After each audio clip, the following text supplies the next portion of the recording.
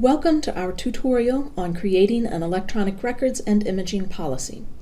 The North Carolina Department of Natural and Cultural Resources, or DNCR, provides a sample template that local and state government agencies can use in crafting a policy that reflects the particular ways that electronic records are created and maintained in your office. This 7-minute tutorial will walk you through the last 5 sections of the policy.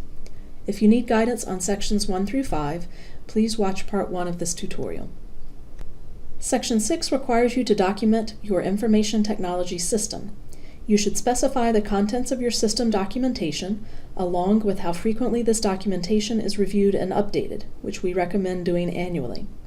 In addition to documenting some of the procedures mentioned earlier, such as file naming, you should also develop security backup and disaster recovery procedures. And if you contract with any outside vendors for IT services, you should maintain those contracts as a part of your documentation.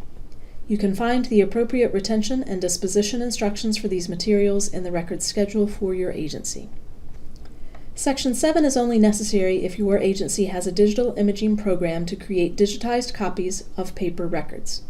Just as you did in Section 6 for your overall IT system, you need to create documentation for your digital imaging program, including a description of the hardware and software used and the contents of your procedural manual. Specify whether the scanning will be conducted in-house or by an outside vendor. If the latter, include the service level agreement in an appendix to this policy. If your scanning is done by internal staff, document their training procedures. According to General Statute 132-6.1, you must create an index for every database that includes a list of the data fields, a description of the format or record layout, information as to the frequency with which the database is updated, a list of any data fields to which public access is restricted, a description of each form in which the database can be copied or reproduced using the agency's computer facilities, and a schedule of fees for the production of copies in each available form. The sample illustrates these requirements and is available on our website. Even if your scanned images are not stored in a content management system that is considered a database, you still need to develop procedures for indexing the images so that the relevant data can easily be found. In any scanning project, there needs to be a quality control step that verifies the accuracy of the image created before the original paper record is destroyed. You should document what elements will be verified and who will be responsible for these audits, as well as what remedial procedures will be implemented when poor quality scans are discovered. Before implementing an imaging system, confirm with your IT staff that it is configured to document all of the events listed in the sample electronic records policy, thereby creating an audit trail.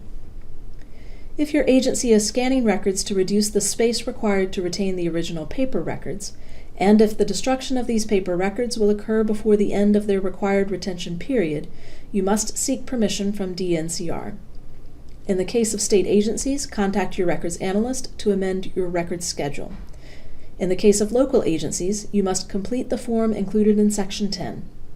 Remember, if you have permanent records, you should create a human-readable preservation duplicate, which can either be paper or microfilm. Section 8 requires you to document other electronic records management practices. One very important element of system planning is how your agency has budgeted to be able to maintain electronic records into the future. Your agency should document your procedures for shared drive management. Your policy should specify the frequency with which your agency generates and tests security and disaster backups, and should specify where they are stored and on what type of storage media. If your agency has engaged a vendor for hosted solutions, you should document how these services are being used and include the service level agreement in an appendix to this policy. Some factors to consider before negotiating your contract with an outside vendor are included in the sample electronic records policy. You can also find a checklist specifically geared towards scanning vendors on our website. Finally, Section 9 requires the responsible parties identified in Section 2 to document their approval of this policy. The likely parties within your agency who will sign this document include a records custodian or managerial staff and your IT department. State agencies will also have a signature from your CRO.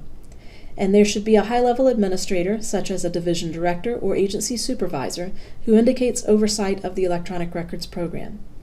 Once these signatures are in place, send your policy to DNCR, and we will review it and obtain the required approval. Section 10 is not required for state agencies. Instead, your records analyst can help you amend the disposition instructions for the affected records series on your program schedule. Local government agencies will need to complete this request for disposal of original records duplicated by electronic means, or what we call the electronic means form for short. This form will ask you to identify the title of the record series you wish to scan, such as grants. Then provide a brief description of the records to identify them clearly within your office. In this case, perhaps add the name of the particular grants. In the blank for dates, list the inclusive dates that you intend to scan. However, if this is an ongoing scanning project, you may list the dates as 2000-something to present. Approximate the volume of records that you intend to scan, either using a file cabinet or a standard document box as your tool of measurement.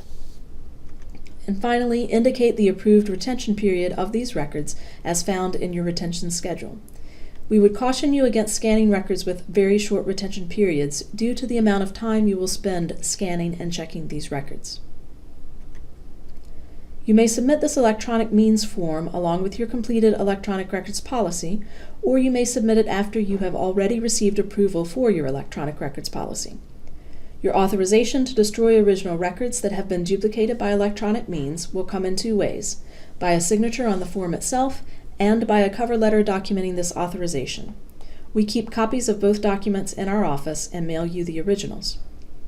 One thing you should recognize is that you will not be able to receive authorization to destroy paper records that have a permanent retention. If you wish to use microfilm as an alternative, please contact a records analyst.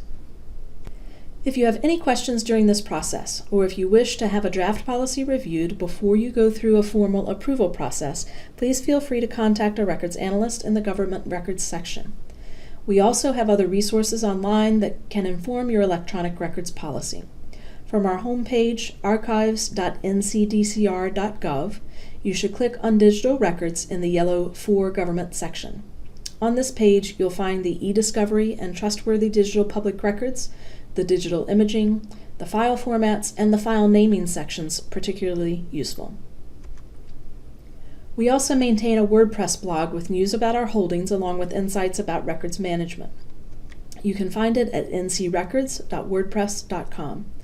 Thank you for your attention, and if you have any questions, you may contact a records analyst at 919-807-7350.